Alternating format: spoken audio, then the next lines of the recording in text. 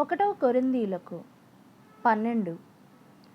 మరియు సహోదరులారా, ఆత్మ సంబంధమైన వరములను గూర్చి మీకు తెలియకుండుట నాకిష్టము లేదు.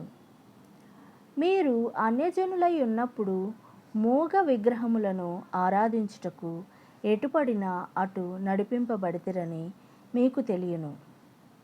ఇందుచేత దేవుని ఆత్మ వలన మాటలాడేవాడెవడును యేసు శాపగ్రస్తుడని చెప్పడనియు, పరిశుద్ధాత్మ వలన తప్ప ఎవడును యేసు ప్రభువని చెప్పలేడనియు నేను మీకు తెలియజేయుచున్నాను. కృపావరములు నానా విధములుగా ఉన్నవి, కానీ ఆత్మ ఒక్కడే. మరియు పరిచర్యలు నానా విధములుగా ఉన్నవి, కానీ ప్రభువు ఒక్కడే. నానా విధములైన కార్యములు కలవు, కానీ అందరిలోనూ అన్నిటినీ జరిగించు దేవుడు ఒక్కడే. అయినను అందరి ప్రయోజనము కొరకు ప్రతివానికి ఆత్మ ప్రత్యక్షత అనుగ్రహింపబడుచున్నది.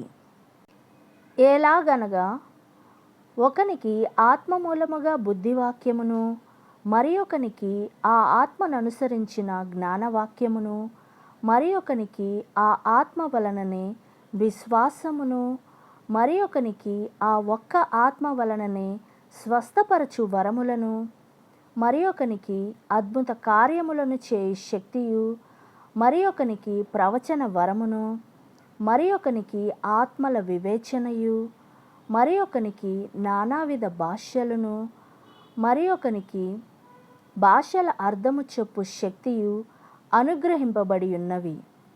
అయినను వీటినన్నింటినీ ఆ ఆత్మ ఒక్కడే తన చిత్తము చొప్పున ప్రతివానికి ప్రత్యేకముగా పంచి ఇచ్చుచు కార్యసిద్ధి కలుగజేయుచున్నాడు.